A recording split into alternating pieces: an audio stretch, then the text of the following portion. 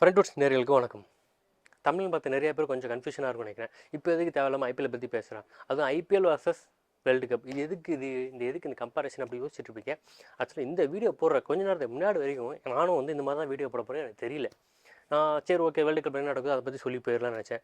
Super எயிட்லேருந்து யாரும் விளையாட போகிறா, ஸோ அங்கே கிரவுண்ட் பிச்செலாம் எப்படி இருக்கும், மேட்சஸ் எப்படி இருக்க போகுதுன்னு சொல்லிட்டு நம்ம லாஸ்ட் வீடியோவில் போட்டாச்சு. அதுக்கடுத்து இன்றைக்கி லேட்டஸ்ட்டாக பார்த்தீங்கன்னா பாகிஸ்தான் நடந்த இஷ்யூ தான் இங்கே நிறையா போயிட்டுருக்கு. ஸோ நான் ஆல்ரெடி சொல்லியிருந்தேன், பாகிஸ்தான் வந்து வெளியேறிச்சுன்னா கண்டிப்பாக வந்து அங்கே இருக்கிற ஃபேன்ஸு அண்டு அங்கே இருக்க கவர்மெண்ட்லாம் வந்து கிரிக்கெட் போர்டாக கண்டிப்பாக கேள்வி கேட்பாங்க. இதெல்லாம் நிறையா சர்ச்சைகள் பிரச்சனைகள் கண்டிப்பாக வரும்னு சொல்லியிருந்தேன். இப்போ அங்கே பிரச்சனை வந்து ஆரம்பிச்சிருச்சு தான் கண்டிப்பாக சொல்லணும். அதுக்கு பாபர் அசாம் வந்து ரிப்ளை பண்ணியிருக்காரு, என்னையை மட்டுமே கேள்வி கேட்காதீங்க, நான் மொத்தமாக விளாட போகிறேன், என் கூட சேர்ந்து இன்னும் 10 பேர் விளாட்றாங்க, எல்லாரும் தான் பொறுப்பு, என்ன மட்டும் ஏன் சொல்கிறீங்க அப்படின்னு கேட்டிருக்காரு. கேரி கிருஷ்ணன் தெளிவாக சொல்லிட்டாரு. ஸோ நானும் எத்தனையோ டீம்ஸுக்கு வந்து கோச்சாக இருந்திருக்கேன், ஆனால் பாகிஸ்தானில் இருக்க பிளேயர்ஸ்க்கு மத்தியில் ஒரு ஒற்றுமைன்றது சுத்தமாக கிடையாது. ஸோ இந்த தோல்விக்கு அந்த ஒற்றுமையின்மை தான் காரணம் அப்படின்னு சொல்லி அவர் ஓப்பனாகவே வந்து ஸ்டேட்மெண்ட் கொடுத்துட்டாரு. ஸோ இதுக்கு அடுத்து இன்னும் நிறைய விஷயம் கண்டிப்பாக வந்து பாகிஸ்தான் வந்து கிரிக்கெட் போர்டுக்கு மத்தியில் வந்து கண்டிப்பாக பூகம்பம் எழுப்புற எந்த சந்தேகமும் இல்லை.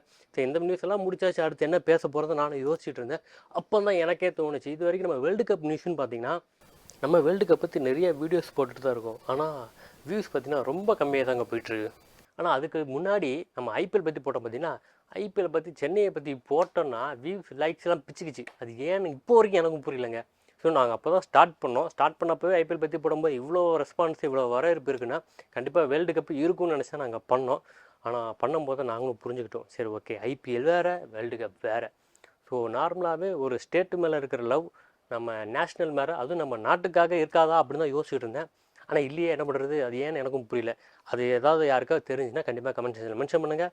இப்போ தான் எங்களுக்கும் நிறைய விஷயம் புரியுது. ஸோ நார்மலாக ஒரு யூடியூப் ஒரு சேனல் ஒர்க் பண்ணுற நமக்கே வந்து இவ்வளோ தூரம் வந்து சரி வியூஸ் போகாமல் பாதிப்பு ஏற்படுதுன்னா 10,000 கோடி அவ்வளோ செலவு பண்ணி அந்த ரைட்ஸை வாங்கியிருக்க அந்த டிவி கம்பெனிக்கு வந்து கண்டிப்பாக லாஸாக தான் இருக்குன்ற எந்த சந்தேகமும் இல்லை.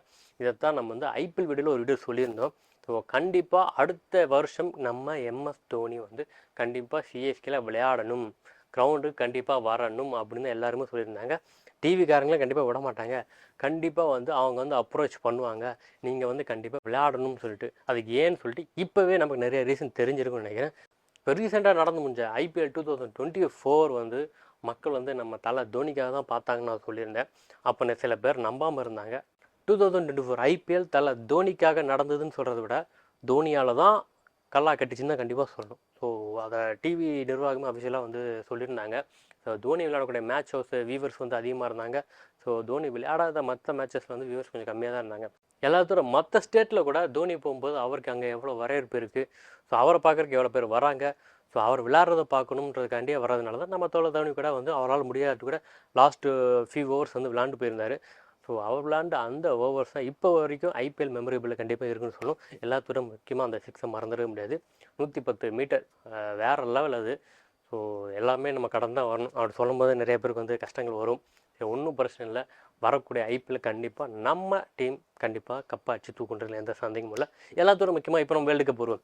இப்போ வேர்ல்டு கப்பில் பார்த்தீங்கன்னா நம்ம இந்தியன் டீம் பிளேயர்ஸும் விளாண்டுட்டு இருக்காங்க, எல்லா ஐபிஎல் டீம்ஸில் இருக்க பிளேயர்ஸும் கண்டிப்பாக இருக்காங்க தான் சொல்லணும்.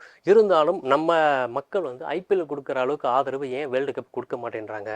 ஸோ ஒன்று நம்ம மாநிலத்துக்காக விளாட்றாங்க, நம்ம ஊருக்காக விளாட்றாங்கன்ற போது ஒரு ஆட்டோமேட்டிக்காக இன்னும் கொஞ்சம் அதிகப்படியான ஒரு உணர்ச்சிபூர்வமான பொங்கல் வரும்னு நினைக்கிறேன். அது என்னன்னு தெரியல எனக்கு. ஆனால் இந்தியாவுக்காக விளையாடும்போது தான் கண்டிப்பாக வரணும். ஸோ நம்மலாம் சின்ன வயசில் வந்து இந்தியா விளையாடும்போது, சச்சின் விளையாடும்போது எந்த அளவுக்கு நம்ம ஆக்ரோஷமாக இருந்தோம் எல்லாருக்குமே தெரியும். அதுவும் பாகிஸ்தான் மேட்செல்லாம் வெறித்தனமாக நம்ம வந்து பார்ப்போம். ஸோ அந்த நினைவுகள்லாம் வந்து 90s கிட்ஸ்லாம் கண்டிப்பாக மறந்துருக்க மாட்டாங்க. ஆனால் இப்போ இருக்க 2K கிட்ஸ்க்கு வந்து அது தெரியுமான்னு தெரில. அந்த ஃபீல் வந்து மேட்ச் நடக்கும்போது நைட்டு முடிய லேட்டாகவும் தெரியும். ஸோ அந்த நேரத்தில் அவ்வளோ பரபரப்பாக அவ்வளோ கத்தி அதெல்லாம் வேறு லெவல் என்ஜாய்மெண்ட் தான் கண்டிப்பாக சொல்லணும். ஸோ இருக்கிற 90s கிட்ஸ் பார்த்திங்கன்னா நம்ம சாங்காக இருக்கட்டும், கிரிக்கெட்டாக இருக்கட்டும், வேறு எந்த விஷயமாக இருக்கட்டும், மெமரியபிள் மூமெண்ட் தான் கண்டிப்பாக வந்து 90s கிட் தான் கண்டிப்பாக இருக்குன்னு சொல்லணும். எல்லாத்தோட ஆரம்பத்தில் லெட்டர் எழுத கூட பார்த்துருப்பாங்க, ஸோ தகவலை பரிமாற்றுறதுக்கு. அதுக்கடுத்து ஃபோன் வந்தப்போ புதுசாக நாளாக எவ்வளோ ஆச்சரியப்பட்டேன்னு தெரியும்.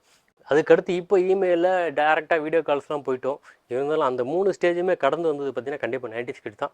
ஸோ உண்மையில் 90s கிட்ஸ் தான் ரொம்ப கொடுத்து வச்சோம் தான் கண்டிப்பாக நான் சொல்லணும். ஸோ டாபிக் மாதிரி போயிட்டுருக்குன்னு நினைக்கிறேன். சரி, நம்ம வேர்ல்டு கப் வரும். இப்போ நம்ம வேர்ல்டு கப்பில் வந்து பார்த்திங்கன்னா அடுத்ததான் சூப்பர் 8 வரப்போகுது. சூப்பர் 8 முடிஞ்சோன்னா டேரெக்டாக வந்து செமிஃபைனல் அண்ட் ஃபைனல் தான் இருக்க போகுது. ஸோ வெஸ்ட் இண்டீஸில் வந்து எந்த கிரவுண்ட் விளையாட போகிறோம் நம்ம ஆல்ரெடி பார்த்துருந்தோம். அதையும் தாண்டி இன்னும் வந்து சுவாரஸ்யம் கூட்டுறதுக்கு என்னென்ன பண்ணலாம்னு சொல்லிட்டு இப்போவே வேர்ல்டு கப் கமிட்டி வந்து பார்த்தீங்கன்னா அதற்கான முன்னெடுத்தில் வந்து பண்ண ஆரம்பிச்சாங்க தான் கண்டிப்பாக சொல்லணும். ஏன்னா வியூவர்ஸ் வந்து குரூப் ஸ்டேஜுக்கு வந்து கம்மியாக தான் இருந்திருக்கு. நம்மளே நிறைய பேர் வந்து அப்படி தான் இருப்போம்னு நினைக்கிறேன். ஸோ முக்கியமான மேட்ச் நம்ம கண்டிப்பாக அதுக்கு கவனம் கண்டிப்பாக செலுத்துவோம்.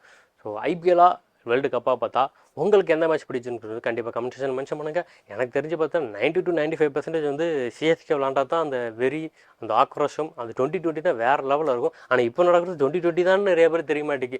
வேர்ல்டு கப்பா சரி யார் ஜெயிச்சா அப்படின்னு போயிடுறாங்க. அது ஏன்னா எனக்கும் புரியல. அதற்கான ரீசன் தெரிஞ்சால் கண்டிப்பாக கமெண்ட் செக்ஷன் மென்ஷன் பண்ணுங்கள். ஏன்னா லாஸ்ட் டைமில் இருந்து இப்போ வரைக்கும் பார்த்தீங்கன்னா நம்ம 50 ஓவர்ஸே எவ்வளோ என்ஜாய் பண்ணி பார்த்தோம் நமக்கு எல்லாமே தெரியும். அதோட ரொம்ப இன்ட்ரெஸ்டிங்கான 2020 வந்தோன்னே 50 ஓவர்ஸ் கொஞ்சம் டல் ஆயிடுச்சு. ஆனால் இப்போ 2020 பார்த்தீங்கன்னா அதோட இன்ட்ரெஸ்ட்டாக ஐபிஎல் வந்தோடனே இப்போ நம்ம இந்தியன் டீம் விளாட்ற 2020 ஆமாம் 2020 தான் இப்போ விளாட்டும் முடிஞ்சவொன்னே பார்த்துக்கலாம், அவ்வளோதான் ரிசல்ட் வந்தாலும் பார்த்துக்கலாம் யார் ஜெயிச்சேன் அந்த மாதிரி தான் இப்போ இருக்குது. ஸோ அது ஏன்னு எனக்கு புரியல. ஒரு விஷயத்தோட இன்னொரு விஷயம் சுவாரஸ்யமாக கிடைக்கும்போது அது ஆல்ரெடி அதுக்கு முன்னாடி இருந்த விஷயத்துக்கு வந்து சுவாரஸ்யம் குறைன்றது உண்மைதான்றது இதன் மூலம் நம்ம எல்லோரும் தெரிஞ்சுக்கூடிய விஷயந்தான். ஸோ இதன் மூலமாக நான் சொல்ல வேண்டியதை சொல்லிட்டேன். இன்றைக்கி ஒரு வீடியோ முடிச்சாச்சு. ஸோ இதே மாதிரி அடுத்த வீடியோவில் உங்களுக்கு சந்திக்கிற அது உங்களுக்கு விடுபடுறது சண்முகம்.